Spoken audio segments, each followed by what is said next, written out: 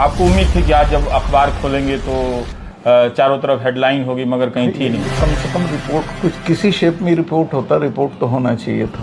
और राष्ट्रीय सुरक्षा सलाहकार ने फोन किया कि आप चुप रहिए। इसका जानने का एक ही तरीका है कि मुझे चुप करके वो बोले। हाँ। और वो जब बोले तो पता चल गया कि किस तरफ ले जा रहे हैं चीजें। नमस्कार, मैं रवीश कुमार। मैं सत्यपाल मलिक, पूर्व राज्यपाल जम्मू कश्मीर के साथ हूँ। इसलिए साथ हूँ कि करण थापर के साथ सत्यपाल मलिक जी ने जो कहा है प्रधानमंत्री की भूमिका के बारे में, राष्ट्रीय सुरक्षा सलाहकार की भूमिका के बारे में, मगर उससे भी ज़्यादा इसलिए भी आज इनके साथ हूँ कि एक पूर्व राज्यपाल का बयान आता है।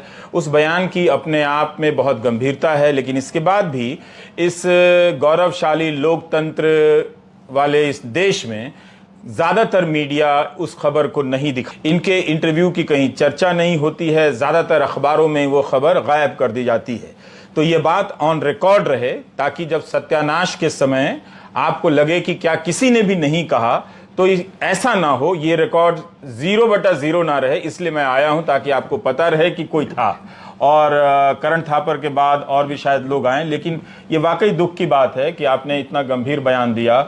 और आज जब आपको उम्मीद थी कि आज जब अखबार खोलेंगे तो चारों तरफ हेडलाइन होगी, मगर कहीं थी नहीं। कम से कम रिपोर्ट कुछ किसी शेप में रिपोर्ट होता, रिपोर्ट तो होना चाहिए था।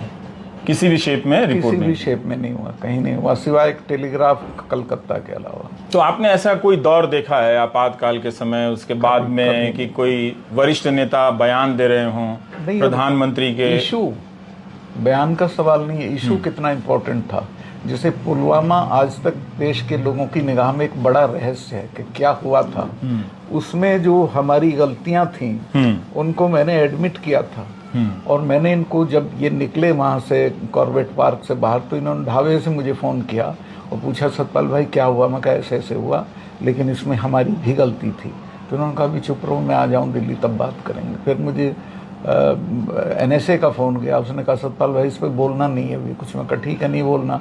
बट द फैक्ट वॉज कि CRPF ने इतना बड़ा काफिला कभी सड़क से नहीं जाता है।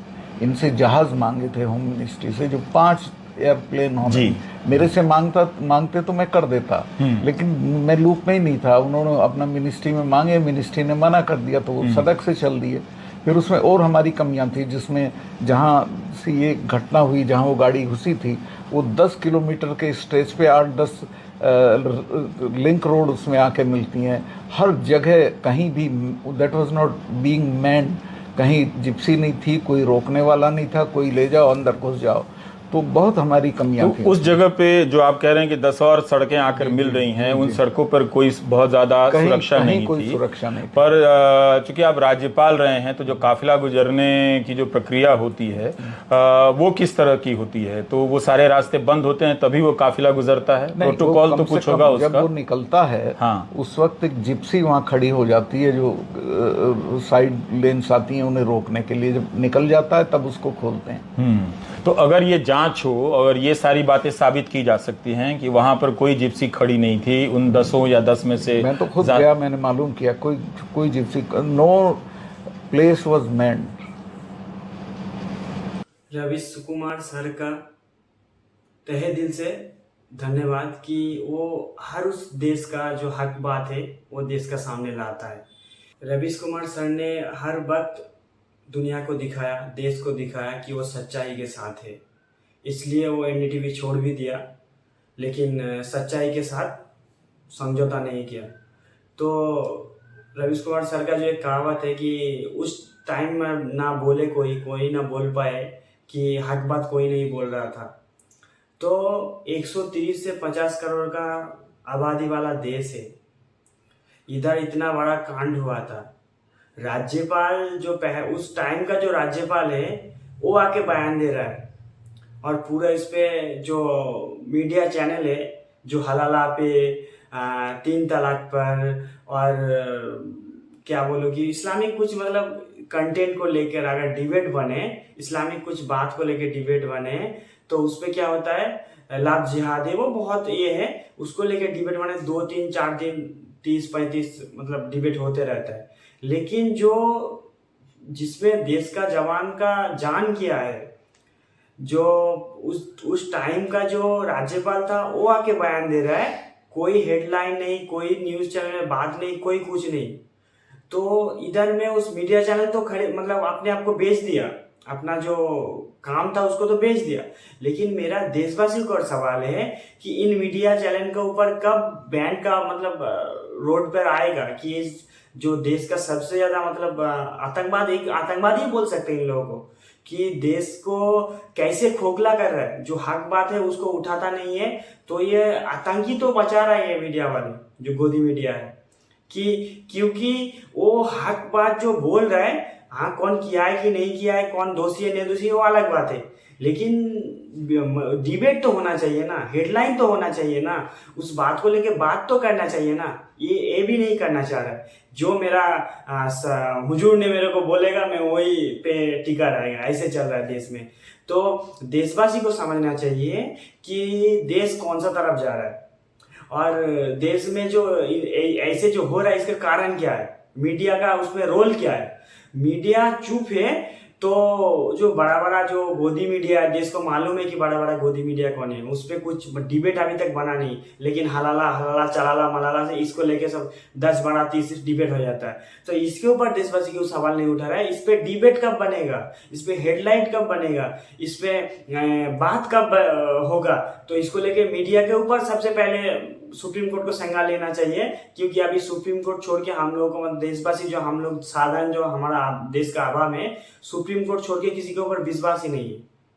जैसे क्या बोलूं कि उत्तर प्रदेश पे लॉ एंड ऑर्डर को लेके मजाक बनाया गया, फिर आके वही बात कर रहे हैं मिट्टी में मिला देंगे, यही बात चल रहा है। तो मीडिया जो है वो क्या करता है कि उसको कंटेंट बना के मतलब जब भेजता है वो उसी बात की बात करता है कि तुमको इतना बोलना है, तुम इससे ज्यादा आगे मत जाओ। जैसे वेस्ट बंगाल पे जब रामनवमी के जुलूस में दंगा हुआ था, पत्थर फेंका गया, तुम मेरे को मारने आओ बंदूक लेके तलवार लेके, मैं पत्थर फेंकू तो मैं बहुत बड़ा मतलब आतंकवादी बन गया, लेकिन तुम तलवार लेके आ रहे हो, पिस्तौल लेके आ रहे हो, तुम आतंकवादी नहीं हो, आतंकवादी मैं हूँ, क्योंकि मैं पत्थर क्यों फेंका आपके तरफ। आप मेरे को गर्दन काट लो, मेरा मस्जिद तोड़ दो, मेरा घर तोड़ दो, कोई प्रॉब्लम नहीं, लेकिन मैं पत्थर फेंक नहीं सकता। ये मीडिया का बात है, गोदी मीडिया, सच माफ करना कि मीडिया का बात नहीं। जो रवीश कुमार सर ने चैनल छोड़ दिया, लेकिन जो मीडिया का जो काम है वो उसको नहीं छोड़ा। आप लोगों में वीडियो में दिखा है।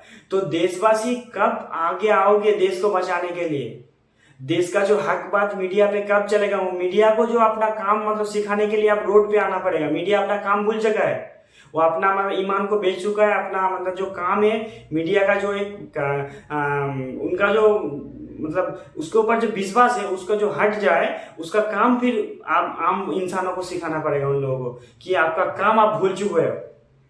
आप जो पत्रकारिता का काम सीखते हो ना, वो सीखने के बाद आप जब पैसे के लालच में आपको बेच देते हो, फिर आप लोगों को सिखाना है रोड से। जैसे हमारा देश का जो जिसको नाथूराम गोडसे ने मारा है बापू को, जो महात्मा गांधी है, उसने सिखाया कि आंदोलन से सब कुछ होता है, और रोड से ही बहुत कुछ करके देश को दिखाया, दुनिया को दिखाया।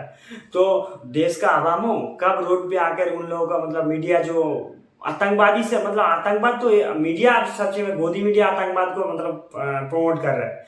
क्यों आतंकवाद बोल रहा हूँ, देश में कुछ हो रहा है नहीं हो रहा है, उस हर बात को नहीं उठा रहा है वो लोग। तो इस पे क्या बन रहा है कि देश पे सन्नाटा है, दुनिया को पूरा देश को पता नहीं चल रहा है क्या हो रहा है नहीं हो रहा है। 1-2 चैनल पे चल रहा है, यूट्यूब पे चल रहा है, फेसबुक पे चल रहा है, लेकिन जो बड़ा बड़ा स्ट्रीम मीडिया उस पर क्यों नहीं चल रहा है। इसको लेके देश का आवाम को रोड पे आना पड़ेगा कि वो लोग अपना काम क्यों भूल चुका है। सुप्रीम कोर्ट को मतलब सुप्रीम कोर्ट को ऊपर मतलब जो देश का आम इंसान है उसको केस डालना चाहिए कि रोड से, कि आप लोग देखिए इस हर मीडिया चैनल को बैन अभी तक क्यों नहीं किया, इन लोगों के ऊपर केस कब डाला गया, इन लोगों को कब जेल में डाला जाएगा। ये लोग जो अपना काम भूल चुका है, जिसके ऊपर पूरा देश विश्वास करता है कि मीडिया हम लोग को सच्चाई बोलेगा, लेकिन वो अपना काम भूल चुका है। तो इसको जो सीधे रास्ते सुप्रीम कोर्ट ला सकता है, और कोई नहीं ला सकता। किसी को बैन करो, किसी को जेल में डालो, तो दूसरा मीडिया अपना काम सीख जाएगा। तो इस पे सबसे ज्यादा काम लेना पड़ेगा, देश का जो आम इंसान है उसको लेना पड़ेगा। देश का हर जो वासी है उसको लेना पड़ेगा। नहीं तो देश आहिस्ता आहिस्ता किधर जा रहा है देशवासी को दिख रहा है, अरे नहीं मेरे साथ तो नहीं हो रहा है, अरे मेरे साथ नहीं हो रहा है, ऐसे भी दिन आएगा मेरे साथ भी होगा। तो देशवासी को तो संज्ञान लेना चाहिए, नहीं तो ऐसा दिन आएगा वो रवीश कुमार बोलते रहेगा, हम जैसे आम इंसान बोलते रहेगा, और कितना मीडिया मतलब अपना काम तो भूल चुका है, यूट्यूब चैनल पे चलता रहेगा, कुछ होगा नहीं, और दिन ब दिन देश किधर जाएगा सबको मालूम है। तो इस बात पे हर भारतवासी के पास मेरा अपील है, आप लोग रोड पे आओ, रोड पे आके आंदोलन करो। आंदोलन इसलिए करो कि संविधान को बचाया जाए। संविधान का जो हक है ना, उससे आहिस्ता आहिस्ता संविधान से, जो हमारा देश संविधान से चलता है, अभी दिखाई नहीं दे रहा है। कोई कुछ भी कर रहा है, पुलिस के सामने गोली मार देता है, पुलिस उसके ऊपर फायर भी नहीं करता, हवा फायर भी नहीं करता, तो देश का आवाम उतना बेवकूफ नहीं है जी, क्या हो रहा है नहीं हो रहा समझ में नहीं आ रहा। तो इस पे मतलब सुप्रीम कोर्ट का आगे आके संज्ञान लेना चाहिए कि देश में क्या हो रहा है और इसको मतलब क्या एक्शन लेना चाहिए। तो देशवासियों हक आवाज उठाओ।